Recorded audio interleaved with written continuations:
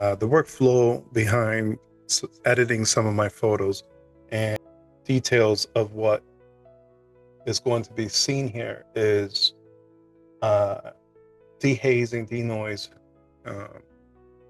the clarity, and well, let's get into it.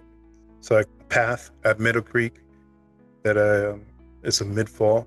So, the sunburst is something that we all like to capture, that starburst. What I have here is just the original file. Pressing I, you can see that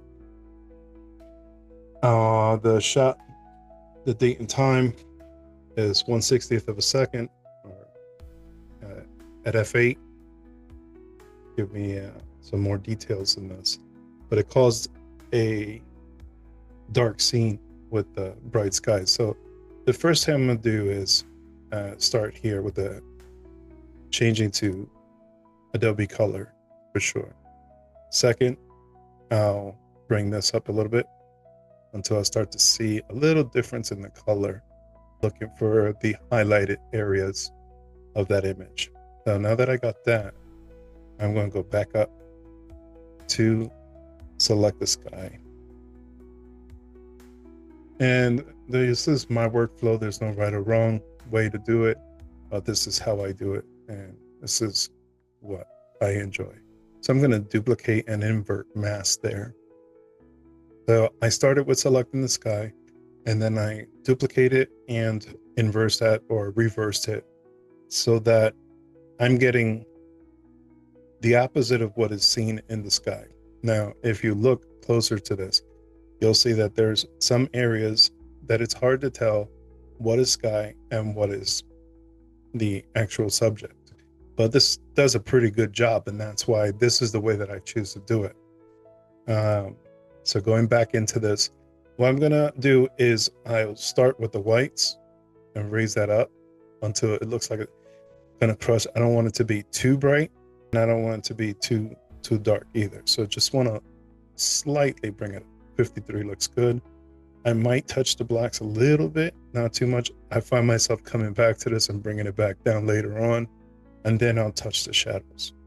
Once I could see my path showing through there like that, then I think that this is good, right? No, it's not. So what I'll do is I'll go back and I'll start to work with the shape of my photo. So I use the auto. This gives me the straight lines, parallel lines, or whatever. But if you want more, there's some here in lens correction. That's a little bit more. Now, am I happy with this? Yeah, sure. But I want my trees to be a little straighter, at least one of the sides to be a little straighter. So the reason why I'm going to choose one over the other side, so there's the side across from the starburst, and there's the side of the starburst. I want the starburst to be most of my image, right? So if you look here, there's a tree that's closest to the starburst. That's the one I'm going to choose to give myself a point of reference for the vertical lines of what I want it to be. So I'll start with the path going straight across, and I'll take that right around here. And again, I'm doing this by eye. Of course, the path looks like it's raised up a little bit so that the water can flow. But if I do that, let's see how it turns out. So we're going to take that path from there, and we'll take the tree as our vertical line, and that's what it gives me. And I'm happy with that, right? So if you take that versus the auto fix, then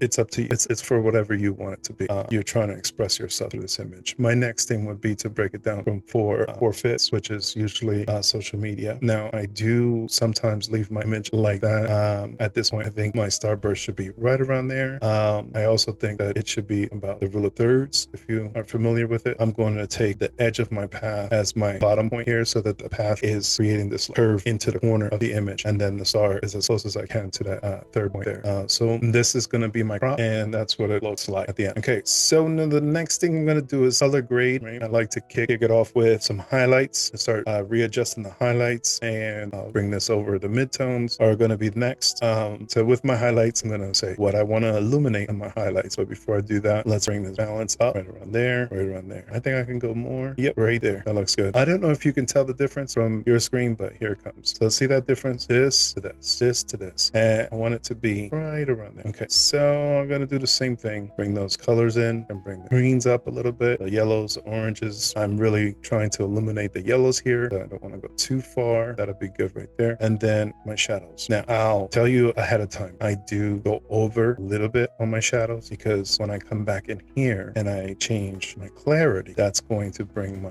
and then the dehaze, it's going to make it more black. Take a look. What do you think? And I might give it a little texture, not too much. And the vibrance, I'm going to leave it as it is. And the tone curve will bring the shadows, not that much, but right around there, give you a feel like you were actually there. Usually I try to create like this S curve with this here, the tone curves. I use this to bring my highlights back. My lights up will be right around there, and then the darks to a -2. And this is where my shadows are again. Remember, I brought the shadows up intentionally because this is where I like to address it. All right, so after all that is done, right, we have the lens correction has been done. It's been the calibration has been done.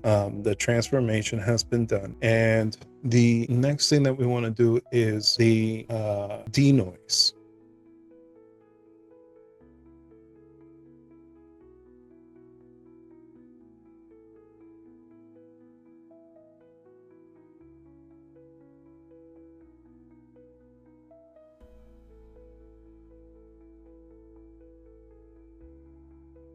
As you can see, here is the image. I am also going to bring the slider up to 70, like it went to right around there. And then remember to click in this area here so that it can update that mask. And there it is. That's your final image. So that's okay. So I would like to go to the before and after, but for some reason, you can also use these slides. Bring that up, bring that up. There it is. So that's what it looks like. As I start working with this type of workflow, there are certain things that I'm looking for, obviously.